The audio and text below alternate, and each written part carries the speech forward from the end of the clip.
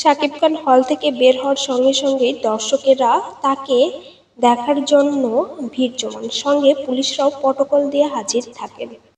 উন্মোচনে থাকে দর্শকের ভিড় শাকিব খানকে নিয়ে।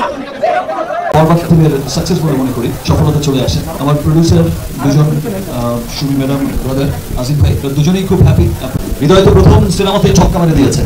ব্যাড রিভিউজ আমি পাই, প্রত্যেকটা মানুষ বলেছে ওয়াও। এই সিনেমাটা দেখে আমি প্রাউড করে বলতে পারি যে আমাদের দেশের সিনেমা অনেক এগিয়েছে। এখন আমার ফলো দিতে হয় না, ফোনের আগেই পেয়ে যাই সব নিউজ।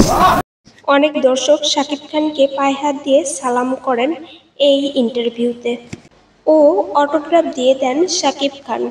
বরবাদ সিনেমার জন্য শাকিব খান 1,20,00,000 টাকা পারিশ্রমিক নিয়েছেন, যেটা তার সর্বোচ্চ আয় ছিল সিনেমা জগতে।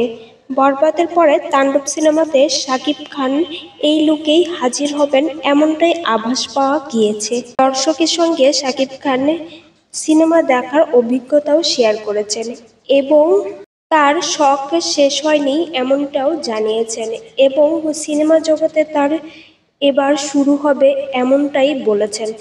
তবে ইতিমধ্যেই শাকিব খান তাণ্ডব সিনেমার শুটিং শুরু করেছেন। শাকিব খানকে দেখে দর্শকরা উচ্ছ্বাসিত হয়েছেন এবং অনেকেই কান্না করেছেন তাকে দেখে, তাকে সামনাসামনি দেখার জন্যই। শাকিব খান আরও জানান, তিনি একটি রিভিউ দেখতেছিলেন, তখন দেখেন এটা বাংলাদেশের নয়, বাহিরের রিভিউ, যেটা হাউসফুল যাচ্ছে বরবাদ সিনেমাটি দেশের বাইরেও। বিনোদন জগতের আপডেট পেতে অবশ্যই ইউটিউব চ্যানেলটি সাবস্ক্রাইব করুন ও ফেসবুক পেজটি ফলো দিয়ে পাশেই থাকবেন। লাইক, কমেন্ট, শেয়ার করতে ভুলবেন না।